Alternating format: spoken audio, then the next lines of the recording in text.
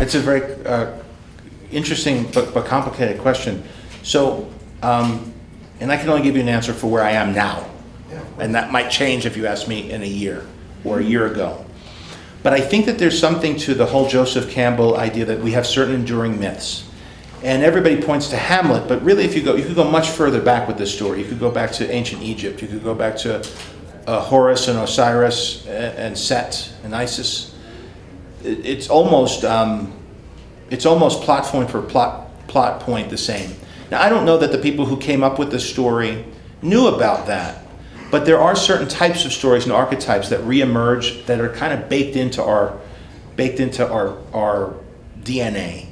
There are types of stories we're attracted to that speak to the human condition. And I think that the more we stick closely to those essential stories that are so relatable around the world, and you see them emerge in every culture, that we're tapping into something deeper. If you're a spiritual person, it would be something that's transcendent and spiritual. If you're a scientific person, it might be something that's evolved into us in our DNA. But there are certain things that we're scared of, and there's certain things we're drawn to. And there's certain things that as a species allow us to endure. And that usually has to do with putting the team above the individual and self-sacrifice in the face of adversity to forward the next generation and to forward the collective of the culture and humanity in general. And each has a different version of that, but all of stories come down to those underlying common characteristics, I think.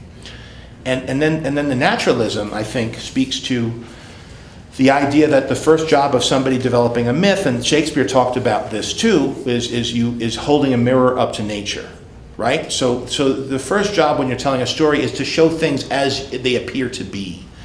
And so when you could combine archetypes and old stories with the magic that helps to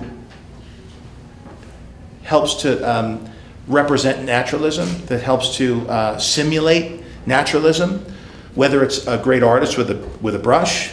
You see the masters in the museum, you say, oh, that looks like a real person, that looks like real skin, that looks like it really captured the essence of that human. I can see the rosy cheeks. You look at the Dutch masters and you see it looks like a photograph. And there's something that I think, for some reason as a species, we love to see humans create something that fools us to thinking it's real. And all of it, and now that's lofty, but at the very basic level, it's just a magic trick, right? It's an illusion. You're trying to fool people into believing they're seeing something fake, real, that's really fake. And you're using that to tell a story that's compelling. Because any good magician, it's not just about the card. They talk to you. Ricky Jay will say, I remember there was a great riverboat gambler named so-and-so, and one day he came across this great person. So he's telling you a story while he's doing the trick. And those things work well together. And I think that's why we love movies, is because movies it's in the tradition of Méliès, it's just, an illusionist's tool bag. They, instead of using a trick cabinet, they use a camera, but they're still thinking and then they're telling stories through it. And when we get it right, when the movie business gets it right, those are the movies that last with us forever. And so you think of the Ten Commandments.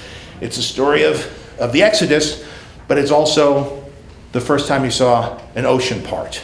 And when you get those two things together, the fireworks go off in all of our brains. I don't know why, but I notice it happens, and I know what I love to see as an audience member.